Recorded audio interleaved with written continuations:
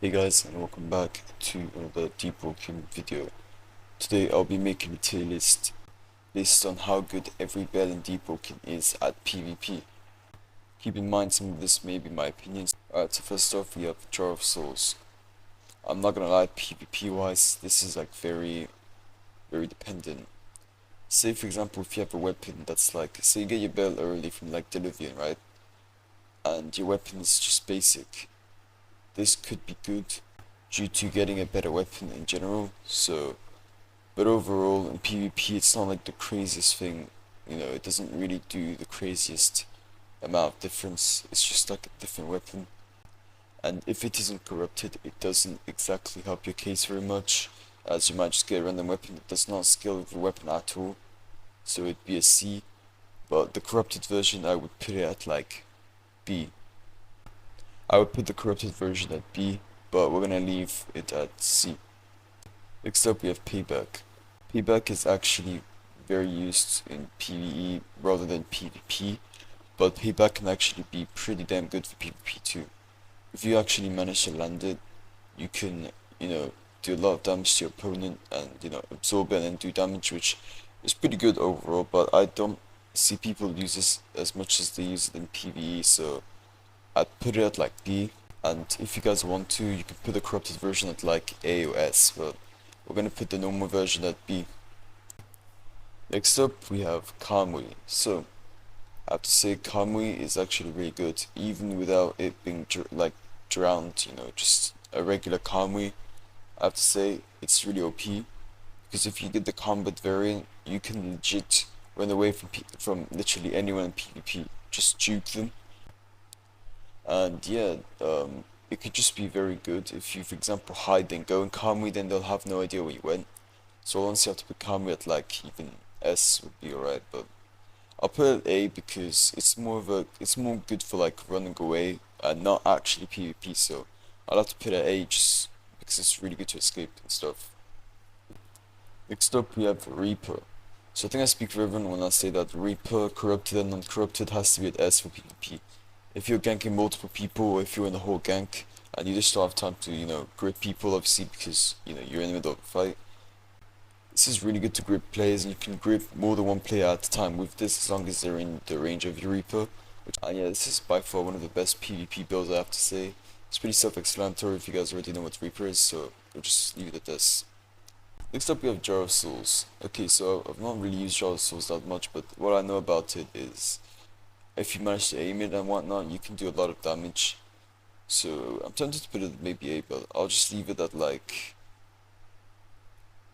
C or B. I'm honestly not sure because I've not used it so much, so I can't say too much about it.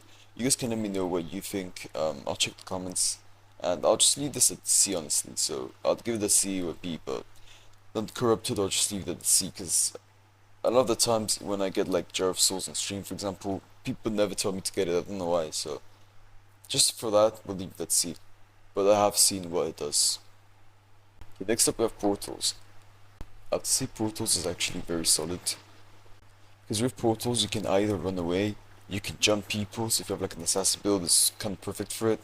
But you can run away, you can jump people, you can like jump off cliffs while using it to avoid fall damage. I'd say Portal is just really good in general, just really damn good, so I'll have to put it at A. Next up we have Wind Up.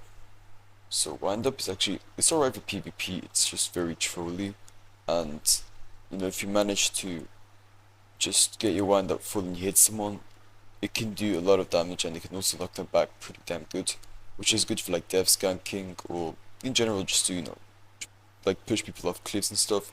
So I'll put like the normal version at B because it does take a while to wind up fully, but the corrupted will probably be at like A. Except we have Preservation, so I'm gonna put it at C, only because the non-corrupted version, if it gets hit, then your preservation will pop and stuff, and then the player that was knocked that you're carrying will just be on the floor again. So I'll have to put the non-corrupted at C because obviously even though this would be good if you're running like a track star and you got so many preservations, you could just like run up and they'll just follow you.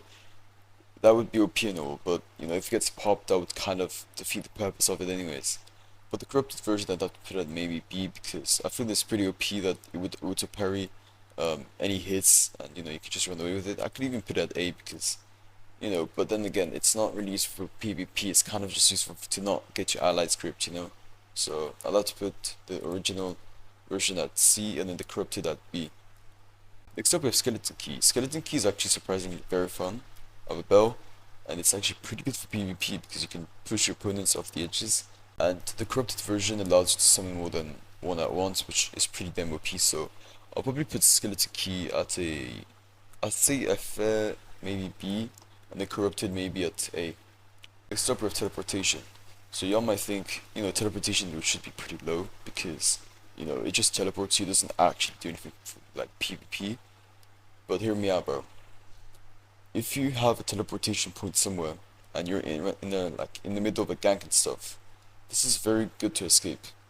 The only downside is that if you don't have a point to teleport to, or that gets wasted because you fail to teleport because, you're in the middle of a fight, and you don't manage to, like teleport away and stuff, it would just be a B because you've just wasted a teleport point and you've not teleported, so it would be a big womp and it would just be a big flop. But if we're talking about the corrupted version, I would honestly give teleportation corrupted version an A and possibly S because you have teleportation points to everywhere. So the drowned version has teleportation points legit everywhere, so you can teleport everywhere even if you fail, and you can just always try again and try to teleport that because you can go anywhere. So. And yes, I would put it over corrupted Kamui as well.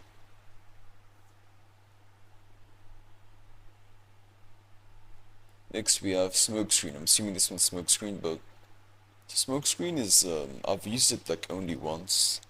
It's not bad, but like it's not a very fun bell, and it's really just good for escaping. But then again, when you have like portal and when you have like a run it back bell and stuff, it's just Smokescreen is just kind of like just purely for running away. There's not much to it. It's a very boring bell.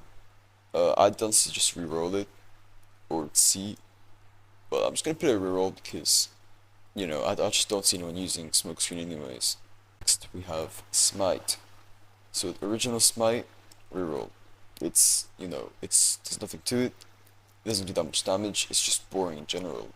So it's really just good for putting people in combat. Or I don't even know, bro. Like who uses Smite but not corrupted? Like it's just stupid. But the corrupted version, I put it at B because it's actually pretty good. You have red orbs instead of white ones, and they actually do good damage, and there's more of them. So definitely a solid B.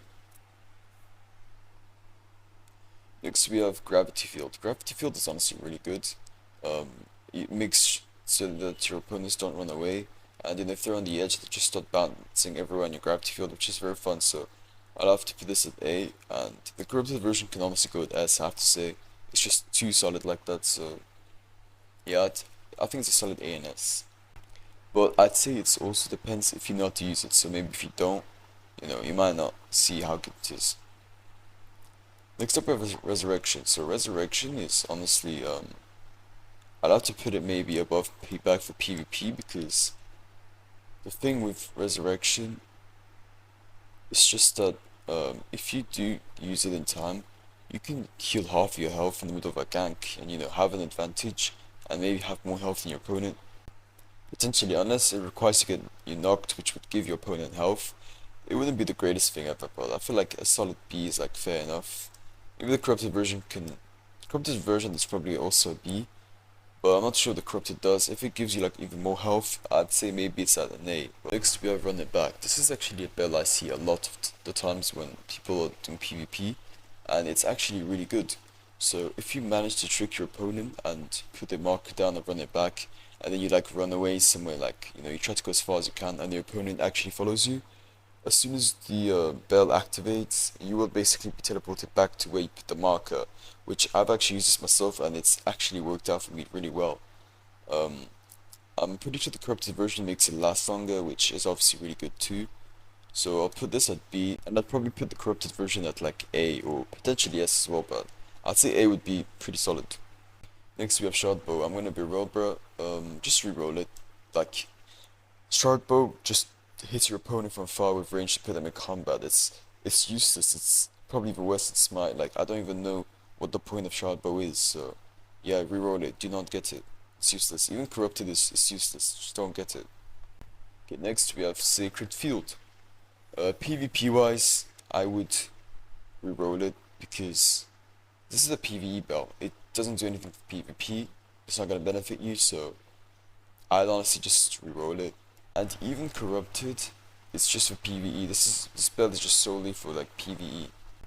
Okay, overall this is I think the final result of my tier list. You guys can let me know if you guys agree with this, you know, what you would change, stuff like that. I think it's like pretty fair, honestly. I think it's pretty accurate for PvP. And I'll make a PvE tier list if, you know, if this video does well. And yeah, that's gonna be all. Join my Discord server, like and sub. I'm trying to get that Deepwoken 3K sub content creator role. And I'll see you guys next time.